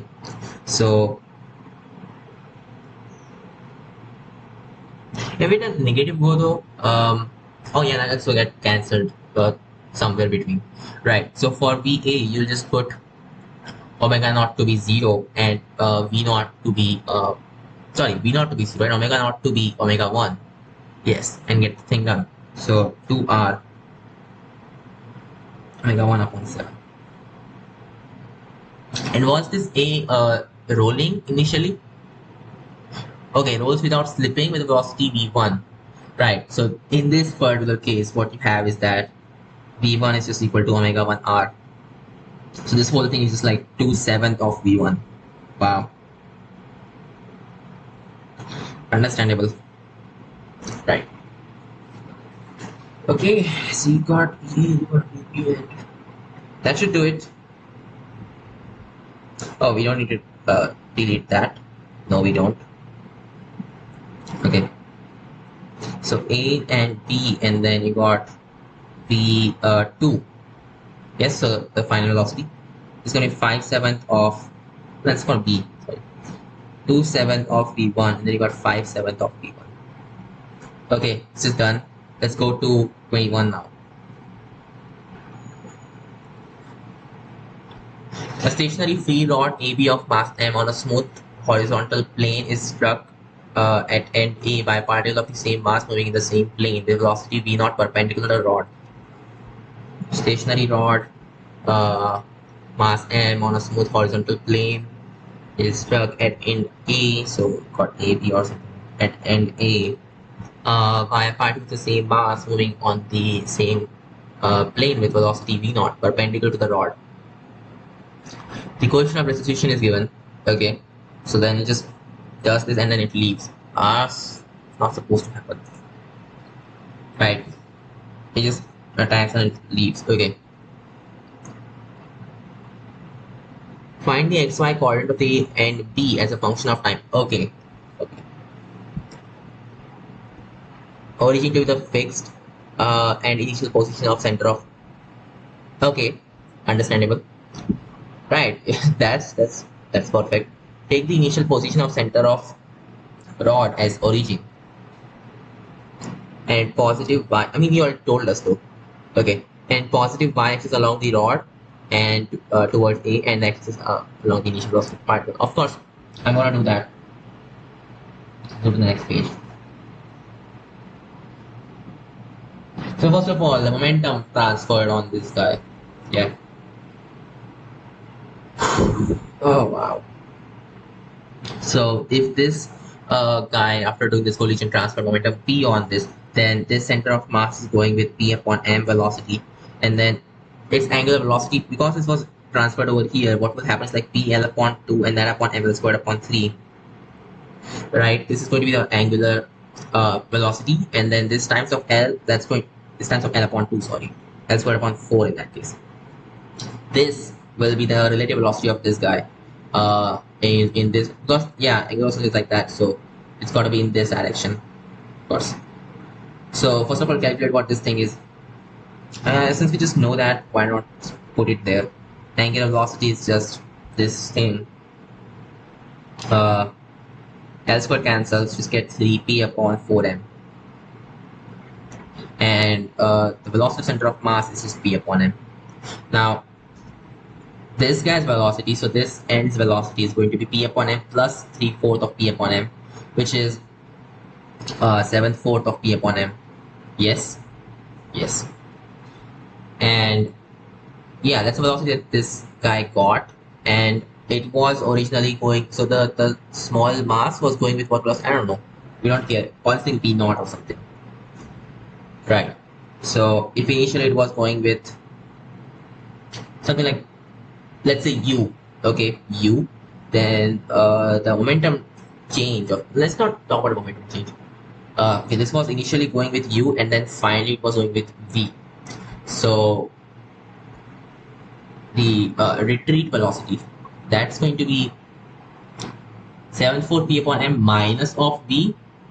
Yes, yeah, 7/4 p upon m minus v, and then that upon u. All right, this is going to be your coefficient of distribution, which is, let's just talk about this e or something. Yes, so 7/4 p upon m is equal to e times u plus v. Wait. V is a variable, u is a variable. Oh, you also have to do the momentum thing, right? So it's p upon, right? So actually v is not that hard to figure out. And let's not use small m, let's use capital M for the rod and small m for the actual mass. Yes, and then, okay, cool, understandable. So what is v actually going to be? The momentum transferred on this particle, so in negative p upon m. So that thing upon, sorry, a negative p, and that means that thing upon small m is the velocity transferred. So u minus p upon small m, that's going to be equal to v. Put that in here, right? 7/4 p upon capital M plus p upon small m minus u upon u is equal to e. So e u. That just means, okay, u times of e plus 1 is equal to 7/4, or just take p common or something. P times of 7 upon 4m capital M plus 1 upon small m. Understandable. So that's another equation that we got. So I think this is enough, because now you know v and omega, and then you can just figure out the thing, right? Yes. And you want what end end B. So it hit on end A. You want end B's position as a function of time. So initially its y coordinate is L upon 2 and x coordinate is 0. So it's going to be 0 comma L upon 2 plus v times t. So v is complete in x direction, and that just means, okay, you're gonna have p upon m, and that times t, and then comma 0, and also just have omega. So what angle? It's going in clockwise direction. So kind of weird.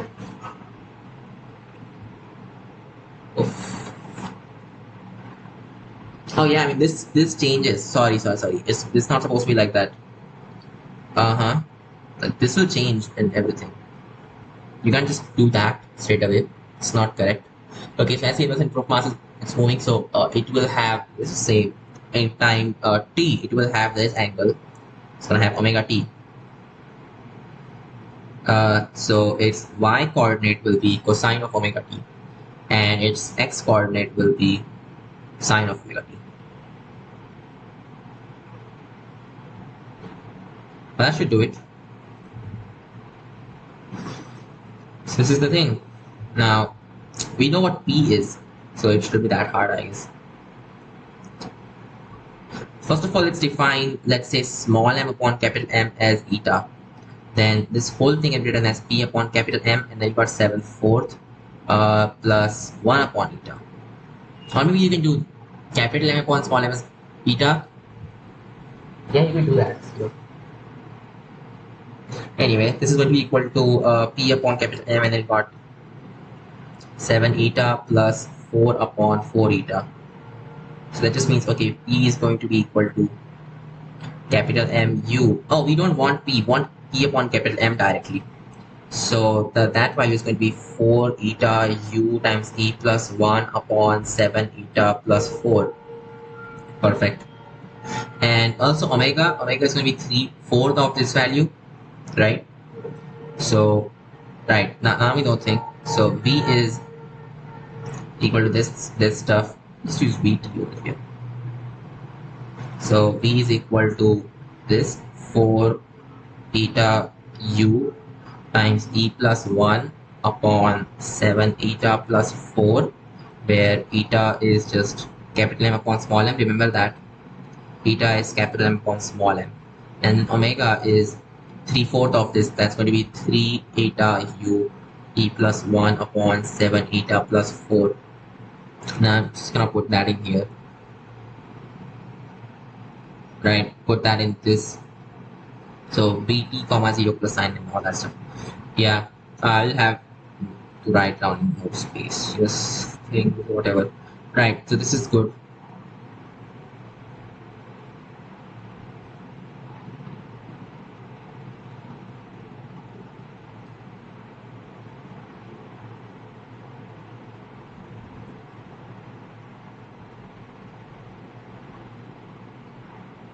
Right. Once we know this, we can just write it down like that. And yeah, I know, not the most straightforward way of writing, because if you wanna like make a program and something, and then you just have to put the whole thing in there and not actually like calculate beforehand and do it. That's for humans, right? The computer would do it directly, I guess. But anyway, this works. Now, right. Let's do this for this particular case. Right. This is what B will be.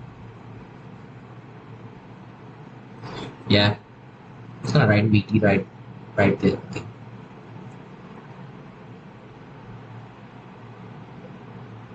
Cool. Perfect. Now what?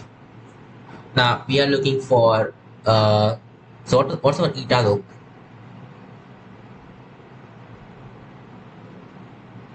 So particle of same mass, huh? Eta is going to be 1. Wow. Okay, so there we go. Eta is equal to 1. And what else? Velocity v naught. So our u is basically v naught. Okay. Question resolution is 0.5. E is 1 upon 2. Right. Anything else? No? Let's get to it. So 4 eta is 4. 4 times u, which is v naught. And that times e plus 1. They didn't tell us what v naught is. Huh. Anyway, e plus 1 is like 3 upon 2. That upon... first of all, let's not think about it 4. You'll just add that in the last moment. Okay, upon 7 eta plus 4. It's like 7 plus 4, 11. So 3 v naught upon 22. Now 4 times of that, that's going to be 6 v naught upon 11, and 3 times of that's going to be 9 v naught upon 22. Cool. We got our V and omega stuff. Wait a second. Isn't this? Uh-oh. Ah, it's not. It's not supposed to be 3/4 of P upon M. Oh god, it's supposed to be 3/4 of P upon L upon 2. Oh no, it's not omega. It's omega times L upon 2 over here. That's what this thing is. So omega should be this thing upon L upon 2, right? Yeah. So there we go. This thing upon L, and then that times 2 is gonna be 6 times all that stuff. Yes, that's the thing. What was it once again? So this was 4 times that, right? So 22 was here. We got 3. 3 V naught upon this thing. 4 times of that gives us that, and then 6 times of that, and then upon L of this thing, of course. So 18, that's gonna be like 9 upon 11 V naught upon yeah, you got L over here. L was, they didn't give us the thing.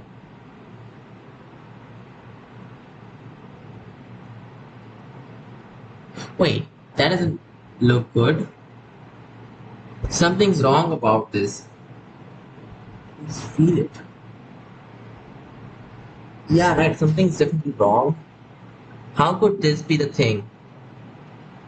I mean, if it hits uh farther away, you will have a different thing happening. And right, I mean, what if your length was much bigger or something like that? Yeah, it will change the whole scenario.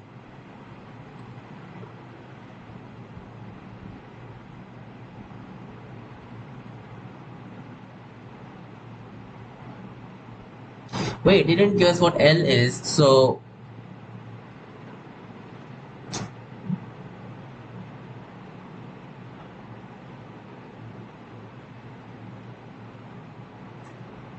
okay, we'll just say it's L.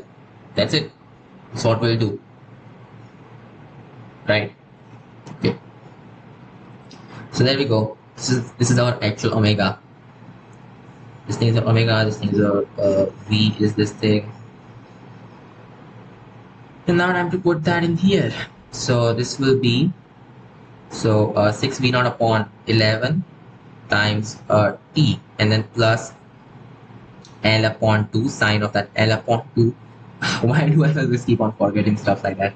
Okay, plus L upon 2 and sine of omega t, which will be sine upon this times t. So 9 V naught upon 11 L times t, and then L upon 2 cosine of yeah stuff.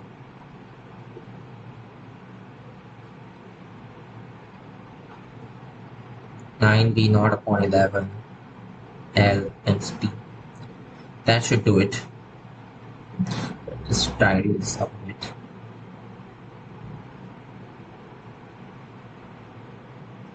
Right. So this is the equation. B is this thing. Fine, we are done finally. Okay, let's go to 22.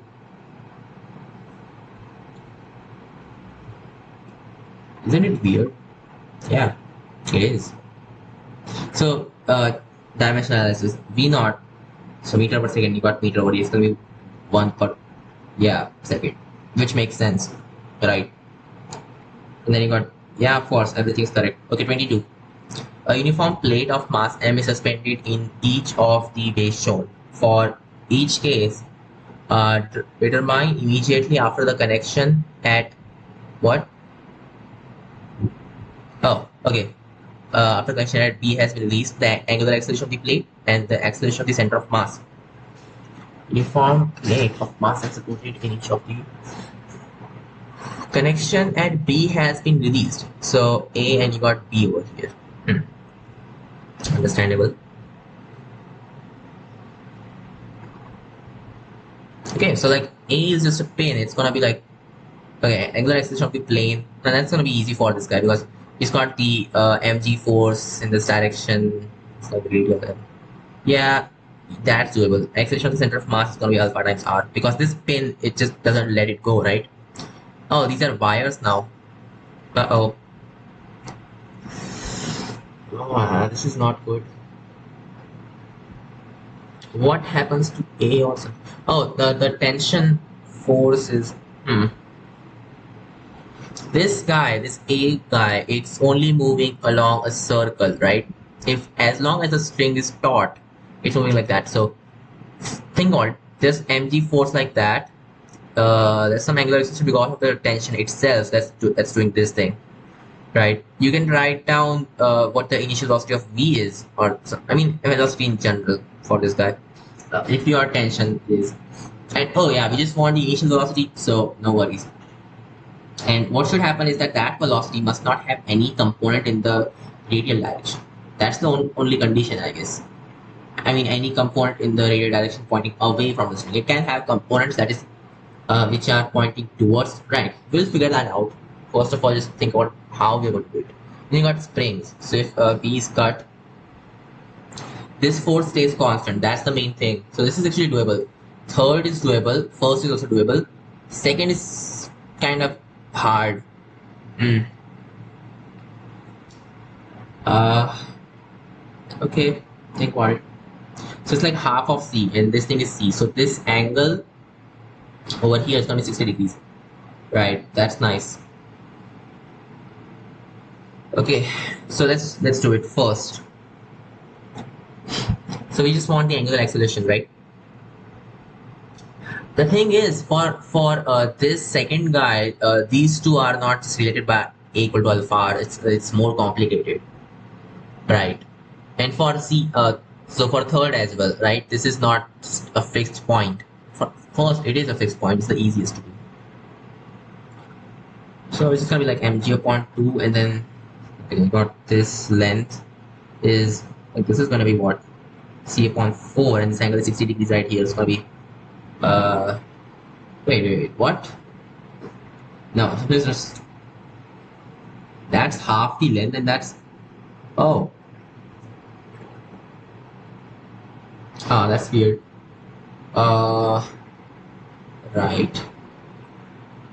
Let's just not talk about. Let's use theta without actually calculating its value, and I without calculating its value, and let's do that first.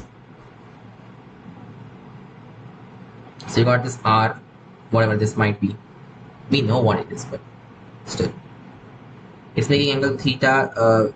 Well, which of these you want to be having theta right there? I don't know. Choose anyone. Choose anyone, right? Say this angle is theta. Okay, you got mg right here, and now this angle is going to be, look, yeah, it's going to be theta as well. So mg cosine theta is in radial direction, mg sine theta is in this direction. Yes, so mg sine theta times r, that's the torque about the inertia as about this point, right? Yes, this thing is going to be, oh, let's not use that thing. Let's just say it's going to be ic plus mr squared. So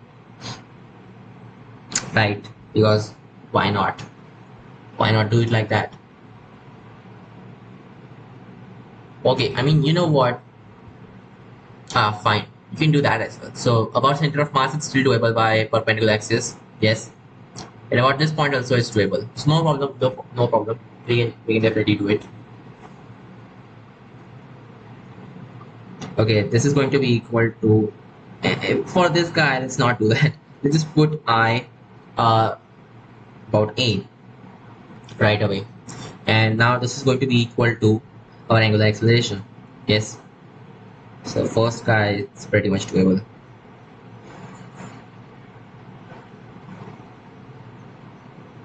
Yeah, we will not worry about what this actually is till the last moment.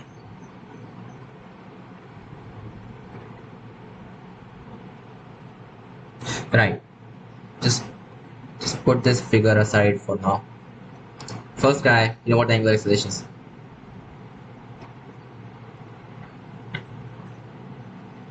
What about the acceleration, the actual acceleration?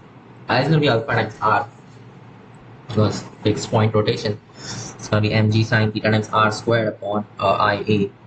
So r squared mg sine theta upon I. Right, all of this is just doable. Second guy. So now this is much more complicated. So you got tension force in this direction, you got mg in this direction, so the torque produced will just be what's this distance going to be? Sorry, r cosine theta, right? Yes. No, it's r sine theta. So t r sine theta upon I. So I is just for IC, right? That's our angular acceleration. Yes. So what's the acceleration of this point though? Is this the best way to do it? I don't know.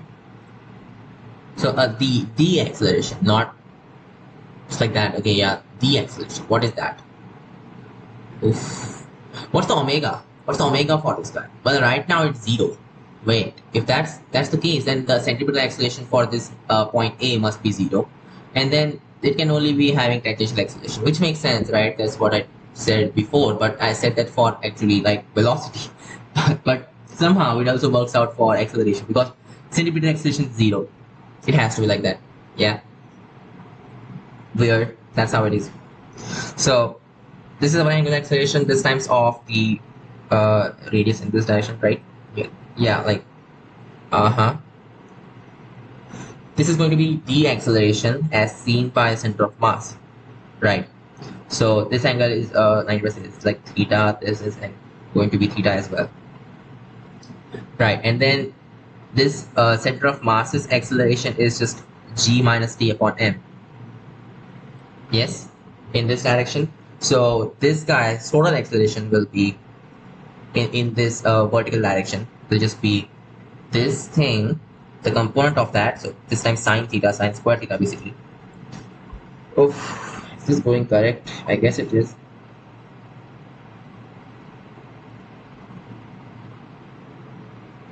I mean, yeah. What else? Okay, this thing and that minus of uh, this acceleration. So actually plus this acceleration was the vector, of course, plus the acceleration vector, but that's actually in this direction. So it's supposed to be like that. Minus t plus t upon m. This has to be zero. Right. So from that we can just figure out what t is. Isn't that nice? Right. It's like, yeah, cool. So now you know what a tension force is from here. Uh, yeah, just write down the equation. T times 1 upon m plus r squared sine squared theta, that upon inertia or center of mass is equal to g. Perfect. And now once you know this, what's our main objective? To figure out the acceleration of the center of mass. Oh, shouldn't have deleted that. So the angular acceleration, that's going to be this quantity, of course. So just want, yeah, r sine square theta upon I, all that stuff commoned out. So alpha, right? Look at this guy, this, that, and not r squared. Wait, not r squared. Just this much part. So it's gonna be alpha r commoned out. Yeah, or it's not alpha times r plus just that thing, right? Yes. So you're gonna divide by r sine theta, r sine square theta upon I. Yes, divide by that. So you're gonna have m r sine square theta, and then you got I over here. Yes, and that's equal to g, of course. So you got the angular acceleration that way.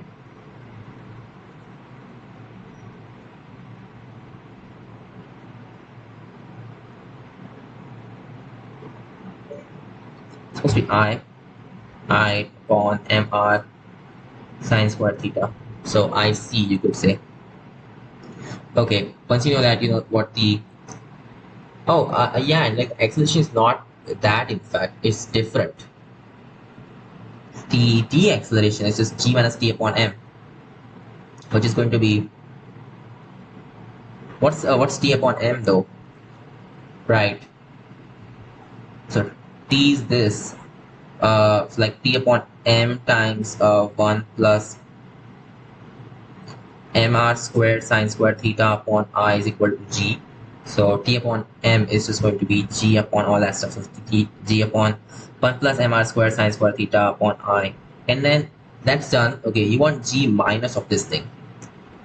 So that's going to be G times of 1 minus 1 upon all that stuff, which, yes, it just turns out to be MR squared sine squared theta upon I plus MR squared sine squared theta. Yes, yes. Perfect. And this can also be written in a different way. This can be written as G, so mg r sine squared theta upon m r squared sine squared theta and that plus I. Yes, that should do it. Perfect. So you got the acceleration and the angular acceleration. Okay, what about the third one? So you will have to figure out theta and r and everything, but for now, let's not worry about that. Third is, so you got a spring over here and then, oh, yeah, the force is just going to be mg upon 2 from both of these strings. So you got mg upon 2 in this direction, you got mg in that. Oh god, it's going to be some complicated thing. Okay, acceleration is the easier part in this case. So acceleration is, you got mg here and then you got mg upon 2 in this direction. So in this will be mg upon 2 upon m, which is g upon 2 downwards. Yeah. And the angular acceleration is different. So mg, that doesn't do anything, but mg upon 2 does. So yeah, it's going to be just like previous case, it was what, tr something like that, right? So in this case, it's going to be mg upon 2 r sine theta. That's our torque upon the inertia, which we don't know, right? That's our angular acceleration. Is that should do it? Yeah, that should do it. So angular acceleration is just this thing. Yeah. Okay. Mgr sine theta upon 2 inertia. Yes. Right. Now, time to figure out what these inertia stuff and like R and everything is. Okay. So, R is just going to be square root of, so that's like C upon 4 over here, and you got C upon 2 here, so it's like C upon 2 common. Right. Then square root of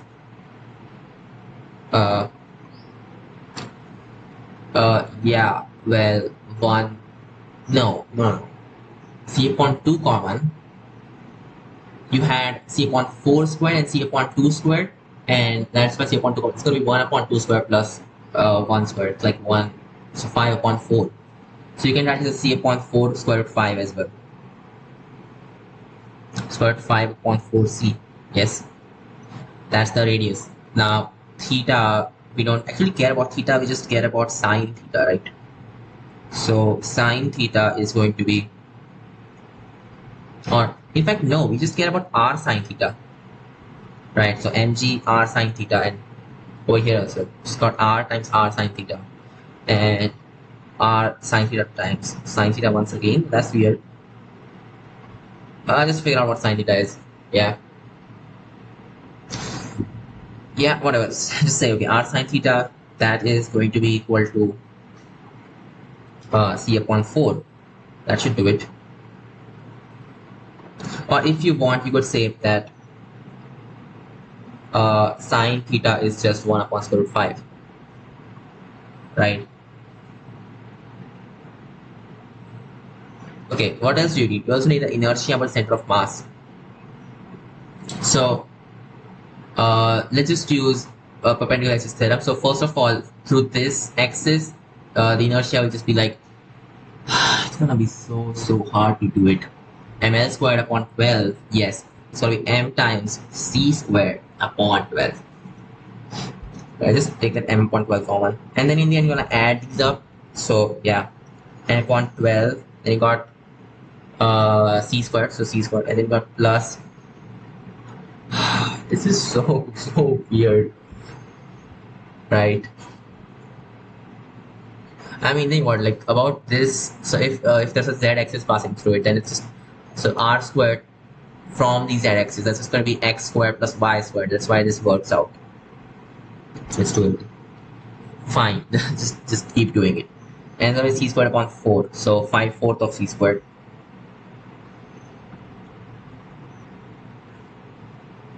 MC squared 5/4 of 1 upon 12, which is 5 upon 48. Now that we have all the pieces, it's time to calculate everything. I'm not so good at doing this kind of calculation. Should we just leave it like that? Because it's subjective in the end. So if we just leave it, it will also give us credit. I mean, yeah. Why not? Just leave it like that. Who's interested in doing all these calculations anyway?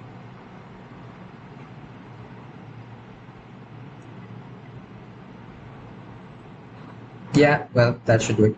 What if the answers is actually has the calculated values? Fine, let's calculate that. Because if we want to check in the end, it should have a calculated value. Okay, so for the first guy, let's calculate the angular acceleration. So it's gonna be mgr sin theta upon a, sorry, ia, and ia we can also figure out, no problem. So ia is just ic plus mr squared, right? Or r is just this thing's like 5 upon 16, that means c squared, right? So just this plus 5 upon 16 mc squared, which is 15 upon 48 mc squared, which is 20 upon 48 mc squared, which is 5 upon 12 mc squared. Yeah, understandable. Okay, that's nice. Yeah, now let's do it. So, first guy. Should we make more space for this? I guess we should.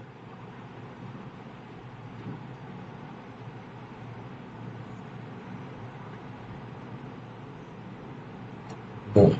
Now it's good. Okay. mg sin theta upon, so mg r sin theta, which is like, do we know what m is? Oh, so this gave us m and never told what it's supposed to be. Fine, fine, fine. It's gonna be mg, just like that. And then r sin theta is, you can see it's just gonna be c upon 4.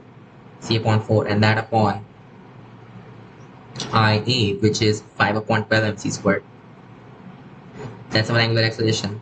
So c cancels, 4 is like 3, top 3 upon 5, m cancels as well, g upon c, yes.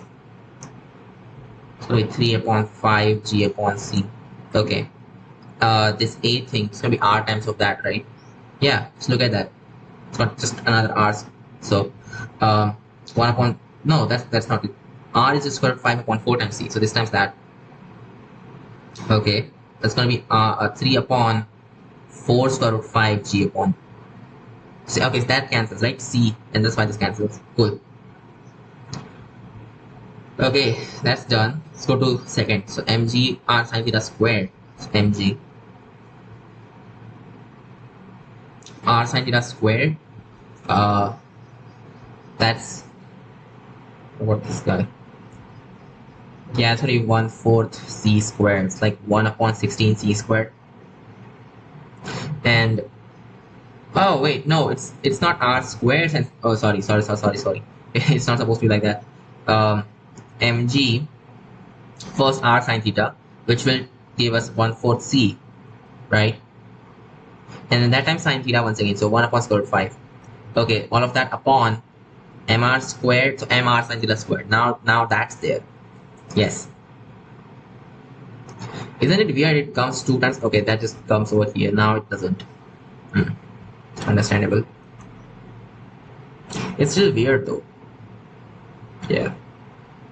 Anyway, thing is, you want m r sin theta squared, which is r sin theta squared is just 1/4 c squared. It's like m times 1 upon 16 c squared, and then that plus inertia about the center of mass, of course. So that we calculate to be 5 upon 48 mc squared. right? So it's going to be g upon c. Let's just take that comma. And then you got, let's multiply by 16, right? It's going to be 4 upon square root 5 upon 1 plus 5 upon, that's 5, right? 5 upon 3, something like that.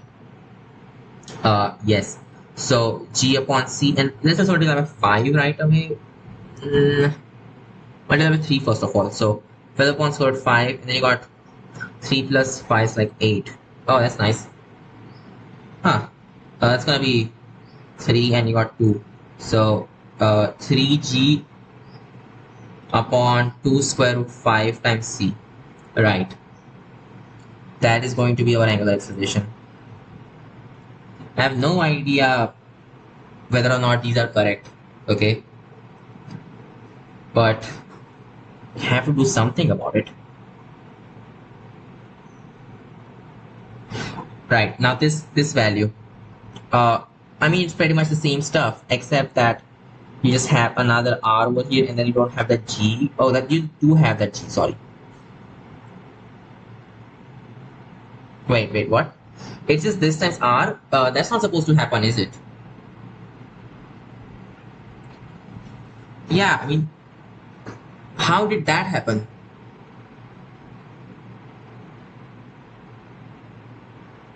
How is this just... What? This makes no sense. Why should that be the case? I don't understand this. Oh, wait. What if, just think about it, what would happen if A was hinged? If A was hinged, its centripetal acceleration would be 0. As we just, yeah, I mean, the thing is, throughout, while solving this, we assume that the centripetal acceleration of, wait, and then r, why is this r sine theta, not just r squared in that case? Because it's like, huh, is this the same condition? No, how can it be? Right, it cannot be, right? It cannot be, right? Did I mess up? What would happen if A was really just not moving? If its acceleration as a whole was really just 0? That would be as if it's hinged. And in that case, the acceleration would just be like, okay, the same thing as we got for this guy. It's not. You can see it's not. Okay. So then, what's going on? Why is this not the case? And why is this just r times of that? This is not making any sense. But we did the whole thing without actually using a equal to alpha r, and we still got this. How? That's saying that really, I mean, like, this must have been stationary. That's the only thing that could possibly. But if that was the case, these values will be the same thing as that, right? Maybe for these values, there is in fact some kind of tension force in. Yeah. Okay. No, the thing is, right. There's some other force. So there's gravity pulling it down. So wait a second. Right, sorry. Where was I? Okay, so for this particular case, the hinge force can be in the y direction as well as in the x direction. In this case, it's only in y direction. So maybe it's different, and that's why you're getting different answer, but somehow it still works out like a equal to alpha r. Just a coincidence. I don't think it's always going to work out like that. And then we can always figure out something about it. No. It must be a coincidence. Or that I made some kind of error. Right. So second A is just r times of this. Just fortunate that it's happened. Right. So r is just square root 5 upon 4 times this thing. Right. It's going to be 3 upon 8 of this thing. So 3 upon 8. We'll see in the end what these are. I will check this. Okay. What about a third? So g upon 2 is g upon 2. We don't really, yeah. And then mgr sine theta r sin theta c upon 4, and that upon 2ic. So mgc upon 4, and then 2ic is just this thing. So 5 upon 24 mc squared. That should be the thing. This cancels. And you just got g upon c. And it's gonna be 1/4, and this cancels. It's gonna be 6. So 6 upon 5. 6 upon 5 g upon c. Understandable. Wait, that's an explanation, sorry. R has a C over here as well, so it should just be G, not G upon C. Cool. So 22 done. Let's go to 23. This took a lot of time. Oh yeah, this. Right. So moment of inertia about x-axis of a uniform thin plate of density rho. Okay, so kg per meter square surface density. Okay, understandable. Just think about each element. So I'm thinking of a strip like this. Yeah. This strip has, of course, I mean, it's got this thing. Yes. 2y and then dx. So 2y dx is the area of the strip. So its mass would be 2y dx times rho. And now its inertia about this axis, that will just be so ml squared upon 12. Yes. So L is just x, sorry, 2x in this case. I mean, you can just do this times x squared upon 3, right? So ml upon 2 squared upon 3. And that's why this times x squared and that upon 3. So what are we trying to integrate? We are trying to integrate 2 x squared times y, and then you got dx. We also got this rho right there. So it should be 2/3 rho out. Yes. Integration of this thing as x goes from 0 to a. Yeah, this will be our inertia. What could possibly go wrong? This was easy, much easier than what I expected.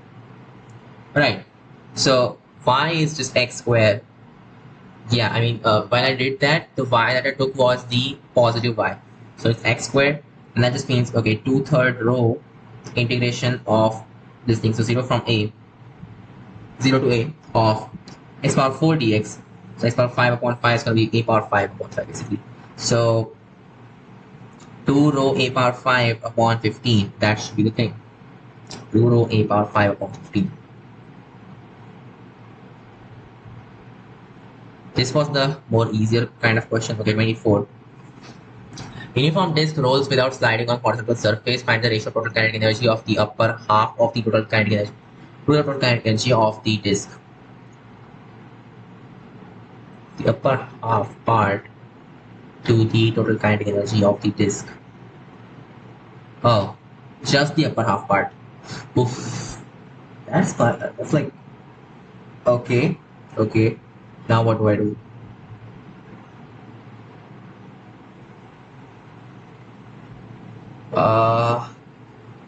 Yeah, I mean, you could just figure out the center of mass of the upper half, and then so the derivation for the energy was, I mean, we just had half m v dash plus b, so vectors squared. At least supposed to be vectors, and then you just, yeah, half m, so v naught actually I should say. So half m v dash vector squared, it's like v dash squared basically. So this just gave us the kinetic energy as seen by center of mass, and then you got plus half m v naught dash. So sorry, v naught just squared. This is the kinetic energy of the center of mass, and then you also had this other thing.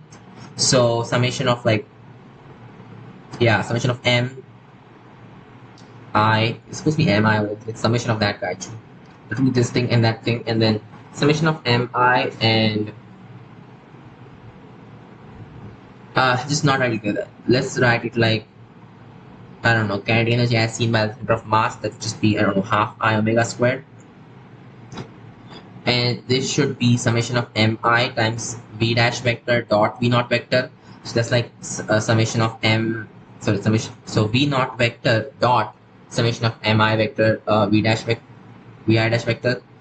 Yes. So the thing is, for the center of mass, this v dash vector thing, I mean, mi b dash vector thing, that summation would be zero. But that would be when you're summing up over all of the masses. In this particular case, that's not happening. You're just summing up over half of the masses. So this does not go to zero. Instead, that thing becomes, right, the center of mass of the upper part only, that moving, right? So that velocity as seen by the actual center of mass. Does that make sense? Yeah. So we need to figure out that distance to actually do anything. Ah, why is this so complicated? Yeah, so this whole thing, we just have to figure out that center of the upper part. Or it's gonna take some time. Right, let's go to the next page. So what's the center of mass of half a disk?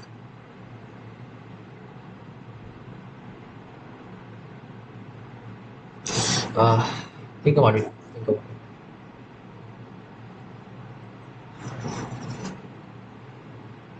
Mhm.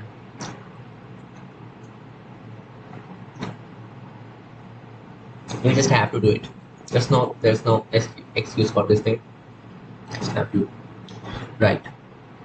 Let's do it. So first of all, you need to figure out what the center of mass is. Just start off with a quarter disk, and then we'll just find the y coordinate. Okay. And the x coordinate, we don't care about it because the x coordinate of this half disk will be zero. Right. The center of mass. Yes. So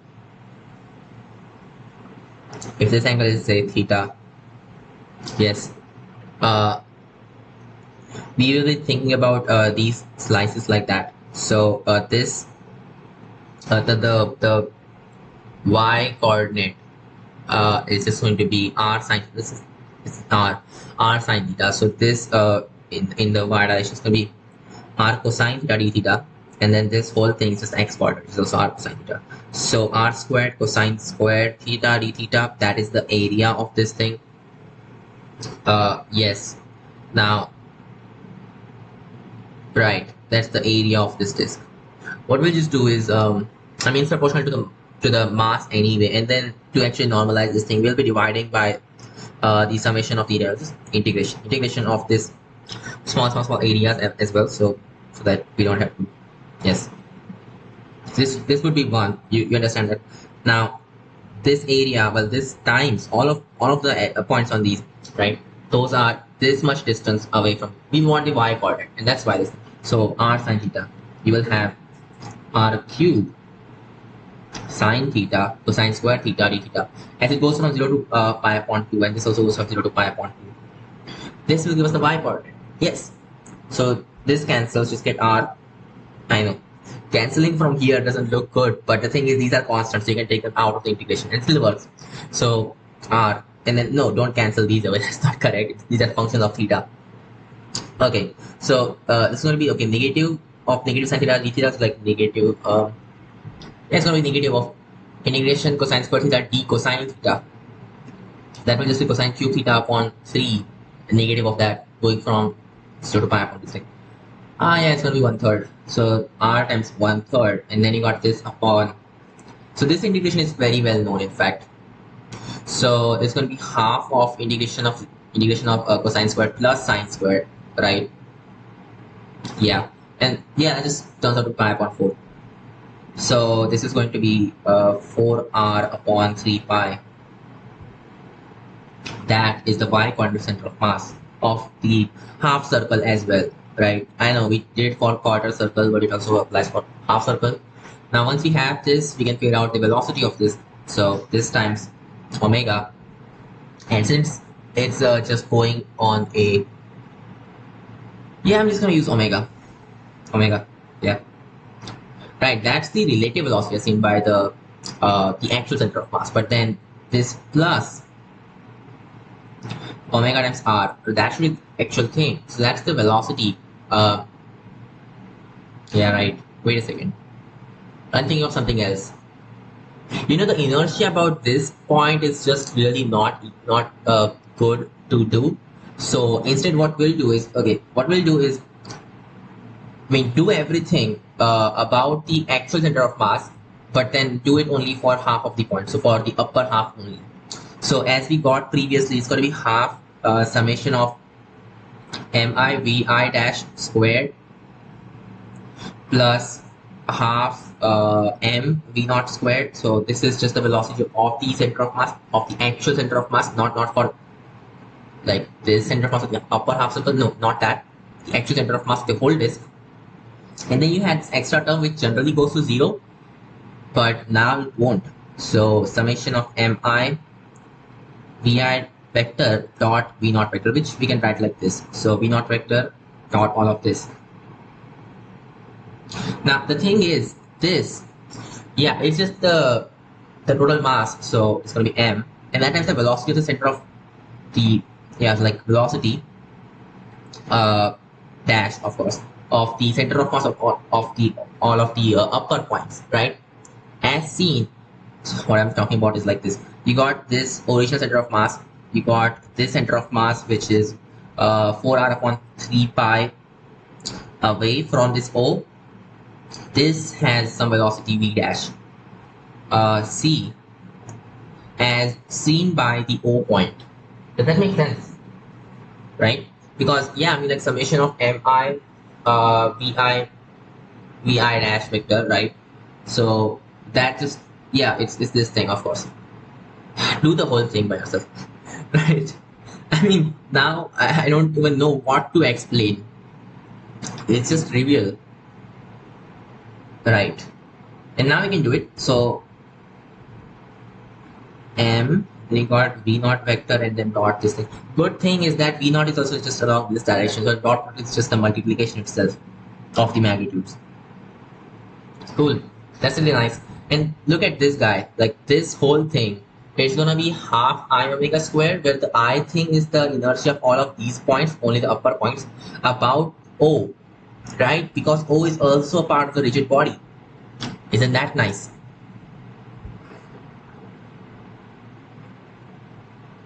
So instead of that, I just say I upon 2, where I is actually the inertia of whatever. It's a uniform disk, right? Yes. So it's gonna be mr squared upon 4 now. I know mr squared upon 2, but that upon 2 because it's just half 3 points. Oh, and we are also using m as, we should be using m upon 2 here. It should be m upon 2 as well. Yeah, now it will be nice. Yes. Or why not just say it has 2m mass? So then this will be, right, we could just write it like that. mr squared upon 2, right? So this is m and this thing is also m.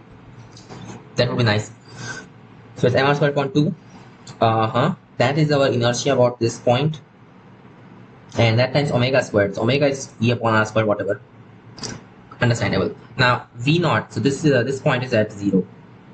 Yes, it's stationary. So v naught is just omega times this distance,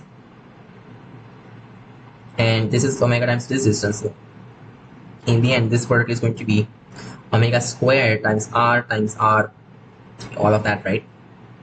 R plus 4r upon 3 pi, and then v naught squared, that's just omega squared r squared. Understandable, right? And now, yeah, all of this upon, so you know the same kind of thing will also be happening for oh no, we had to take the dot product with v dash of c, not v of c itself, right?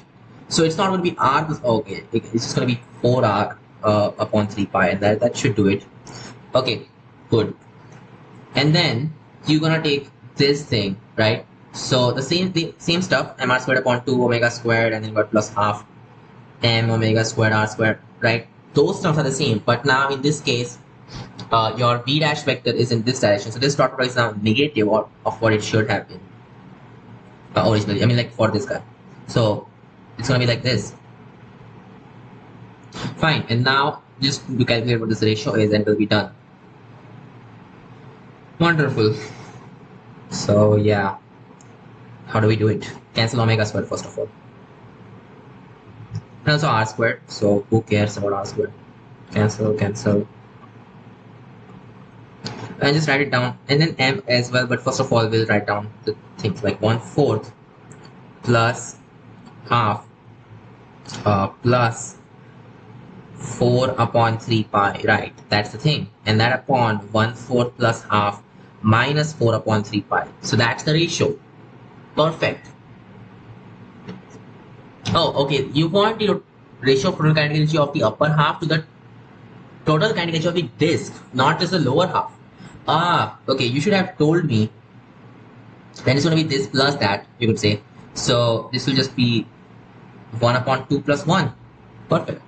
And now let's see what this becomes. So multiply by 4, it's going to be 1 plus 2 plus 16 upon 3 pi, and that upon uh, 2 plus 4. Yes, so 3 plus 9 pi. 9 pi plus 16 upon 6 times 3 pi, I guess. Yes, so 9 pi plus 16 upon 18 pi.